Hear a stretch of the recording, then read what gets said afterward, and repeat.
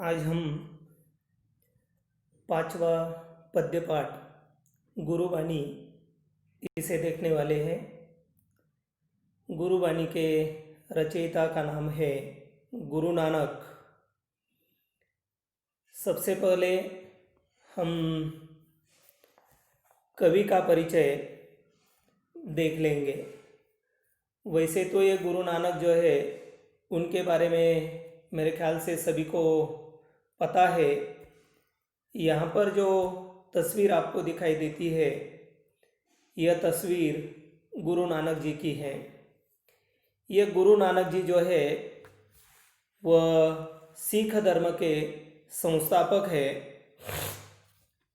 और जीवन भर उन्होंने लोगों को उनके जो 10 सिद्धांत है उन सिद्धांतों के बारे में उन्होंने हमेशा लोगों को जागृत किया है। लोगों को सिख धर्म का प्रचार लोगों के बीच उन्होंने किया है। अब हम सबसे पहले कवि परिचय जो है वह देखेंगे। गुरु नानक जी का जन्म 15 अप्रैल 1469 को रावी नदी के किनारे तलवंडी नामक ग्राम में हुआ। बचपन से ही आपका झुकाव आध्यात्मिक चिंतन और सत्संग की ओर रहा। आपके व्यक्तित्व में दार्शनिक, योगी, गृहस्थ, धर्म सुधारक, समाज सुधारक और कवि के गुण पाए जाते हैं। आप सर्वेश्वरवादी हैं और सभी धर्म वर्गों को समान दृष्टि से देखते हैं। आपने विश्व बंधुत्व के विचार की पुष्टि की है। आपके भावुक और कोमल हृदय ने प्रकृति से एकात्म होकर जो अभिव्यक्ति की है वह अनूठी है। आपकी काव्य भाषा में फारसी, मुल्तानी, पंजाबी, सिंधी, खड़ी बोली और अरबी भाषा के शब्द समाये हुए हैं। सहज सरल भाषा द्वारा अपनी बात कहने में आप सिद्धहस्त है। आपका निधन 1539 में हुआ है। अब यह गुरु नानक जो है, गुरु नानक जी का जन्म जो है वह तलवंडी नामक गांव में हुआ है। कार्तिकी पूर्णिमा को एक खत्री कुल में उनका जन्म हुआ था। अब यह तलवंडी नामक जो ग्राम है, गांव जो है वह पाकिस्तान में स्थित पंजाब प्रांत में आ जाता है। इनके पिता का नाम मेहता कालूचंद खत्री था तथा उनकी माँ का नाम तृप्ता देवी था। अब यह तलवंडी गांव जो है जहाँ पर उनका जन्म हुआ था यही आगे चलकर नानक के नाम पर ननकाना पड़ गया है। यानी आप जो पाकिस्तान में है ननकाना नामक जो शहर है, गांव है, वह गुरु नानक जी का जन्मस्थल है। उनकी मृत्यु जो है वह करतारपुर में हुई है। अब यह करतारपुर देखिए, यहाँ पर गुरु नानक जो है उनकी मृत्यु हुई है और यह करतारपुर नामक शहर में उनकी मृत्यु होने के कारण यानी अब वह पाकिस्तान में है। इस प्रकार का यह करतारपुर है। अब हम उनकी प्रमुख कृतियाँ जो है वह प्रमुख कृतियाँ गुरु ग्रंथ साहिब, यह उनकी प्रमुख कृति है। अब यह गुरु नानक जो है उन्होंने अपने जीवन भर 10 सिद्धांत जो है वह 10 सिद्धांत उन्होंने लोगों को बताए हैं। कौन से 10 सिद्धांत हैं? तो इसमें से पहला उनका सिद्धांत था एक ही ईश्वर है। ईश्वर एक ही है, अलग अलग अनेक ईश्वर नहीं है। दूसरी बात उन्होंने यह बताई है कि हमेशा ईश्वर की उपासना करनी चाहिए, हमेशा उनकी आराधना उपासना करनी चाहिए। उनका तीसरा सिद्धांत यह था कि विश्व की सृष्टि करने वाला ईश्वर का अस्तित्व हर प्राणी में होता है। संक्षेप में वह घट घटवासी होता है। हर एक के हृदय में यह निवास करता है। बाद में उनका चौथा सिद्धांत जो है वह यह है कि सर्वशक्तिमान ईश्वर की उपासना करने वाले उनके भक्त को किसी प्रकार का भय नहीं होता है। यानी जो उनके ईश्वर की आराधना करता है, तपश्चर्या करता है, वह जो भक्त होता है उसे भी किसी भी प्रकार का भय नहीं होता है। पांचवा उनका सिद्धांत है स्त्री पुरुष समान है। वे स्त्री और पुरुष दोनों में किसी भी प्रकार का भेद नहीं करते हैं, दोनों को समान दृष्टि से देखते हैं। छठवां उनका सिद्धांत है जो लोग नेकी के मार्ग पर चलकर मेहनत की रोटी खाते हैं उन्हें जरा भी किसी बात का डर नहीं है। यानी हमेशा हर व्यक्ति को नेकी के मार्ग पर चलकर यानी ईमानदारी के मार्ग पर चलकर श्रम की रोटी खानी चाहिए। फिर उनका सातवां सिद्धांत जो है वह यह है कि मन में दुष्कर्म करने का विचार नहीं होना चाहिए। आज हम दुनिया में लोग पाते हैं, बहुत ऐसे लोग होते हैं कितने दुष्कर्म करते हैं, आपको मालूम है। मन में जरा भी हमारे मन में यह दुष्कर्म का विचार नहीं होना चाहिए और किसी भी व्यक्ति के साथ छल कपट पूर्ण व्यवहार नहीं करना चाहिए, यानी किसी के भी साथ छल कपट नहीं करना चाहिए। ये एक उनका सिद्धांत है। आठवां सिद्धांत यह है कि हमेशा प्रसन्न रहना चाहिए। आने जाने में या अनजाने में जो कुछ गलतियां हम लोगों से हो जाती है उसके लिए ईश्वर से क्षमा मांगनी चाहिए। देखिए उन्होंने कहा है कि कभी कभी अनजाने में हमारे हाथों से कोई गलतियां हो जाती है तो उसके लिए ईश्वर से माफ़ी मांगनी चाहिए। नौवां उनका सिद्धांत है कि शरीर को जिंदा रखने के लिए किसकी ज़रूरत होती है? अन्न की ज़रूरत होती है।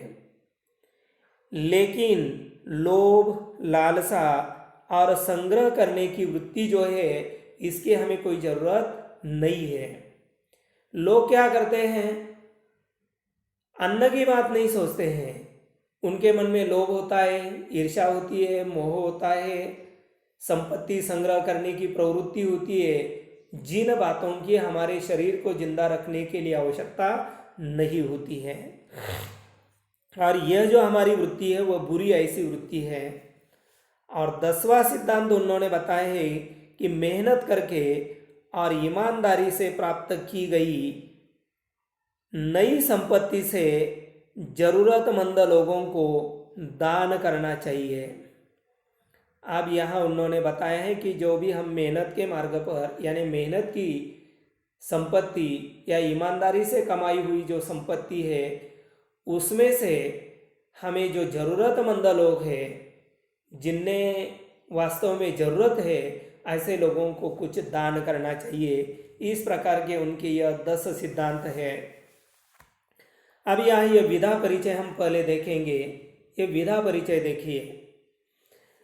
पद एक ये जो रचना है वह पद है, पद शैली में आती है यह रचना।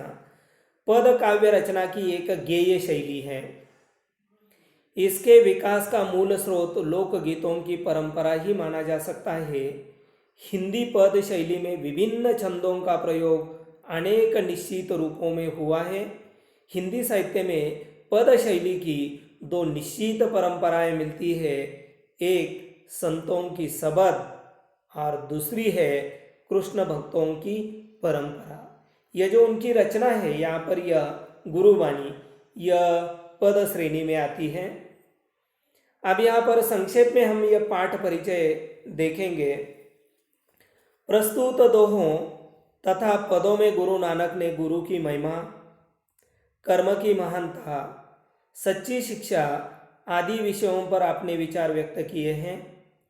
मनुष्य के जीवन को उदात्त और चरित्रवान बनाने में गुरु का मार्गदर्शन, मनुष्य के उत्तम कार्य और सच्ची शिक्षा का बहुत बड़ा योगदान रहता है।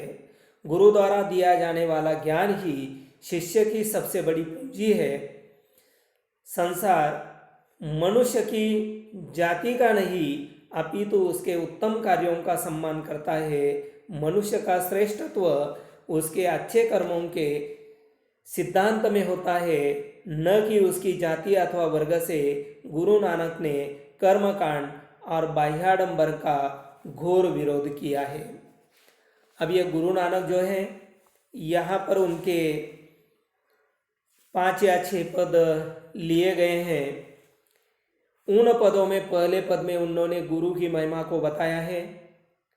दूसरा जो पद है उसमें उन्होंने कर्म की महानता को स्पष्ट किया है। तीसरे पद में उन्होंने ईश्वर प्राप्ति का मार्ग बताया है। चौथे पद में उन्होंने नामस्मरण यानी भगवान का नामस्मरण, उसका महत्व उन्होंने समझाया है। और अंतिम या 5वें पद में उन्होंने कर्मकांड और बाह्याडंबर का विरोध उन्होंने किया है। यह अगर इनकी जन्मतिथि हम देखते हैं तो 1469, यानी लगभग ये गुरु नानक भी जो है वह कबीरदास जी के समकक्ष माने जाते हैं। और यह मूर्ति पूजा का वे जोरदार खंडन करते हैं, यानी निर्गुण धारा के वे उपासक हैं। इस चराचर विश्व में एक ही ईश्वर को वे मानते हैं और उनकी उपासना करनी चाहिए, इस प्रकार की उनकी धारणा है। जहाँ भी समाज में उनने यह बाह्याडंबर देखने को मिलता है, वहाँ पर उन्होंने फटकार लगाने का काम उन्होंने किया है। जिस प्रकार बाह्याडंबर किस प्रकार होता है, जैसे अगर हम मराठी की बात करेंगे तो मराठी में हम एक देखते हैं, तुकडोजी के पद में ही हम देखते हैं जिस प्रकार यानी मराठी में, आवा चालली पंढरपुरा वेशीपासून आली या घरा, मज हातीचा कलवडू, मज वाचुनी नको फोडू तोडू। यानी वह पंढरपुर जा रही है, भगवान के पास जा रही है, तीर्थ यात्रा पर जा रही है, लेकिन उनका मन जो है वह सांसारिक मोह माया में, सांसारिक वस्तुओं में उनका मन जो है वह अटक गया है। यानी यह ईश्वर के प्रति या तीर्थ यात्रा करना यह उनका क्या है, आडंबर है, ढोंग है। ऐसा जहाँ भी ढोंग दिखाई देता है वहाँ पर उन्होंने फटकार लगाने का काम गुरु नानक जी ने किया है। अब हम पहले प्रकट वाचन करते हैं। यह पहला पद देखिए, नानक गुरु न चेतनी, मनी आपणे सुचेत, छूते तिल बुआड़, जीव सुए अंदर खेत, खेते अंदर छुट्या, कहू नानक सहू नाह, फली अही फुली अही, बापुडे भी तन बीच स्वाह। इस प्रकार यह उनका पहला पद है। पहले पद में पहले हम कठिन शब्द आप देखिए, आपको अपने मोबाइल पर यहाँ पर ऊपर जो है, ऊपर मैंने पद लिया है, उसके नीचे सबसे नीचे जो है वह भावार्थ लिया है और दोनों के बीच शब्दार्थ दिए हैं। चेतनी, चेतनी का अर्थ होता है चिंतन करना, सोचना। अपने सुचेत, अपने सुचेत का अर्थ होता है ज्ञानी, अपने आप को ज्ञानी समझने वाले। छूते, छूते का अर्थ होता है स्पर्श। तिल, तिल यानी तिल का पौधा। बुआड़, बुआड़ का अर्थ होता है बुआई करना। सुए का अर्थ होता है व्यर्थ और सऊ का अर्थ होता है ईश्वर। फली फूली, यहाँ पर फली फूली का अर्थ होता है यानी फलना फूलना। अब यहाँ पर हम एक एक पंक्ति को देखेंगे। देखिए, नानक गुरु न चेतनी, मनी आपने सुचेत। गुरु नानक जो है वे कहते हैं कि जो लोग गुरु का चिंतन नहीं करते हैं, देखिए गुरु, गुरु यानी गुरु, चेतनी, चेतनी यानी चिंतन करना, मनी, मनी यानी मन, जो लोग अपने मन में गुरु का चिंतन नहीं करते हैं और अपने आप को ज्ञानी समझते हैं। देखिए, कई लोग ऐसे होते हैं कि खुद को प्रकांड पंडित मान लेते हैं, खुद को तपस्वी मान लेते हैं, खुद को सबसे बड़ा भगवान का साधक मान लेते हैं। तो ऐसे जो लोग होते हैं अपने आप को ज्ञानी समझ लेते हैं, यानी एक प्रकार के ये लोग अहंकारी होते हैं। तो ऐसे लोग जो है, ऐसे लोगों की अवस्था किस प्रकार की होती है देखिए। ये जो लोग हैं दूसरी पंक्ति में उन्होंने बताया है, छूते तिल बुआड़ जीव सुए अंदर खेत। ऐसे लोग जो है, ऐसे लोगों की अवस्था तिल की झाड़ियों के समान होती है या तिल के पौधों के समान होती है। जो तिल का पौधा, इसकी कोई खेती में बुआई नहीं की जाती है, यह यूं ही उग आता है, लोग उन्हें स्पर्श तक नहीं करते हैं। यहाँ वहाँ कहीं भी यह तिल का पौधा जो है वह उग आता है, एक प्रकार का वह तिरस्कृत होता है, लोग उनकी उपेक्षा करते हैं।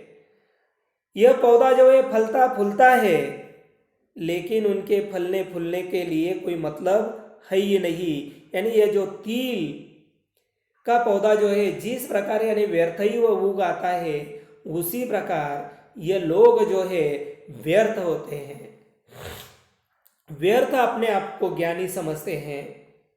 फिर आगे देखिए तीसरी और चौथी पंक्ति, खेते अंदर छुट्ट्या कहू नानक सऊ नाह, फली अही फुली अही बपुड़े भी तन विच स्वाह। तो यहाँ पर गुरु नानक जी कहते हैं कि ये जो तिल की झाड़ियाँ होती है, तिल के पौधे जो होते हैं वे फलते फूलते हमें दिखाई देते हैं, पर उनके भीतर झांक कर अगर हम देखते हैं तो उनके भीतर गंदगी और मैल ही मैल होता है, इसके सिवा उसमें कुछ और नहीं होता है। और इसीलिए हम उन्हें क्या करते हैं, उनकी उपेक्षा करते हैं, उनसे हम किनारा कर लेते हैं। उसी प्रकार यहाँ गुरु नानक जी कहते हैं कि जो लोग अपने मन में गुरु का चिंतन नहीं करते हैं, ऐसे लोग अपने आप को ज्ञानी समझते हैं और यह संसार ऐसे लोगों से किनारा कर लेते हैं, ऐसे लोगों से दूर हो जाते हैं। फिर आगे चलकर यह गुरु नानक जो है, अब दूसरा पद देखिए। दूसरा पद जो है उसका हम पहले प्रकट वाचन करेंगे। क्या है दूसरा पद? जली मोह घसी मसी करी, मती कागज करी सारू, भाई कलम करी चितू लेखारी, गुरु पूछी लिखू बिचारी। लिखू नाम सालह, लिखू नाम सालह लिखू, लिखू अंत न पारावार। देखिए बहुत ही महत्व की बात यहाँ पर उन्होंने की है। यहाँ उन्होंने हमारी कर्म की महानता को स्पष्ट करने की कोशिश उन्होंने की है। इस पद में उन्होंने देखिए या उन्होंने बताया है, पहले हम बाद में हम संक्षेप में देखेंगे, लेकिन एक एक पंक्ति को यहाँ पर हम देखेंगे। लेकिन इसके पहले यहाँ पर जो शब्द है, शब्द की तरफ भी हम ध्यान देंगे। पहले जली शब्द है, आपके सामने मोबाइल पर आप शब्दार्थ भी देख सकते हैं। जली, जली का अर्थ होता है जलाना। मोह, मोह आपको मालूम है, मोह, मोह यानी लालच, मोह यानी किसी भी चीज के प्रति हमारे मन में जो मोह पैदा होता है वह मोह। घसी, घसी का अर्थ होता है घिसना। मसी का अर्थ होता है स्याही। मति का अर्थ होता है बुद्धि।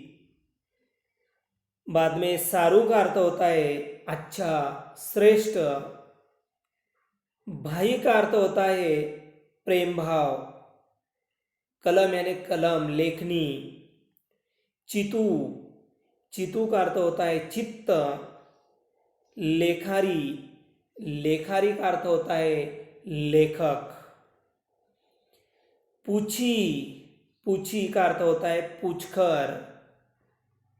लिखू का अर्थ होता है लिखना। बिचारी, बिचारी का अर्थ होता है सोचकर। नाम सालह, सालाह, नाम सालाह का अर्थ होता है नाम की स्तुति, यानी प्रभु के नाम की स्तुति। पारावार, पारावार का अर्थ होता है सीमा या हद। अब यहाँ पहली पंक्ति देखिए, इस पद में गुरु नानक जी कहते हैं कि जली मोह, जली मोह का अर्थ होता है कि हमारे मन में जो मोह है उस मोह को हमें क्या करना है, उसे जलाना है। इस मोह को हमें घिसना है, जलाकर या घिस कर उसकी मसी करी, मसी यानी स्याही करनी है। देखिए किसकी स्याही करनी है, मोह को जलाकर या उसे घिसकर मोह की हमें स्याही करनी है। फिर आगे क्या करना है, देखिए मति कागज करी सारू। मति, मति यानी हमारी बुद्धि, हमारी बुद्धि को हमें क्या करना है, कागज करना है। एक अच्छा कागज हमें, श्रेष्ठ कागज हमें करना है, यानी हमारी बुद्धि को श्रेष्ठ कागज समझना है। भाई कलम करी चितू लेखारी, भाई का अर्थ होता है प्रेम भाव। हमें क्या करना है, प्रेम भाव की कलम करनी है। कलम यानी लिखने का साधन। यह जो कलम है उसे प्रेम भाव की लेखनी बनवानी है। चितू, चितू यानी चित्त, हमारे चित्तों को हमें क्या करना है, लेखक बनवाना है। फिर आगे वे कहते गुरु पूछी, गुरु पूछी का अर्थ होता है गुरु से पूछकर। लिखू विचारी, हमें गुरु से पूछकर सोच समझकर हमें क्या करना है, लिखना है। क्या लिखना है, देखिए लिखू नाम सालाह लिखू, यहां उन्होंने बताया है कि हमें गुरु से पूछकर हमें क्या करना है, ईश्वर का नामस्मरण, ईश्वर के नामस्मरण की महिमा को हमें लिखना है। लिखू अंत न पारावार, और अंत में हमें यह भी लिखना है कि प्रभु का न कोई अंत है और न प्रभु की कोई सीमा है। अब संक्षेप में हम देखेंगे इस पद को। देखिए उन्होंने क्या कहा है कि हमारे मोह को जलाकर उसकी स्याही बनवानी है। बाद में हमें हमारी बुद्धि का कागज बनवाना है, प्रेम भाव की कलम बनवानी है, और चित्त को लेखक बनवाकर गुरु से पूछकर गुरु के नाम की स्तुति हमें लिखनी है। और यह भी हमें लिखना है कि यह जो ईश्वर है, प्रभु जो है, उसका कोई अंत भी नहीं है और उसकी कोई सीमा भी नहीं है। इस प्रकार यह दूसरा पद यहाँ पर समाप्त हो जाता है। अब बाकी जो भी शेष 3 पद है उसे हम अगली तासिका में देखेंगे। तब तक के लिए हम रुकते हैं। सबके लिए धन्यवाद।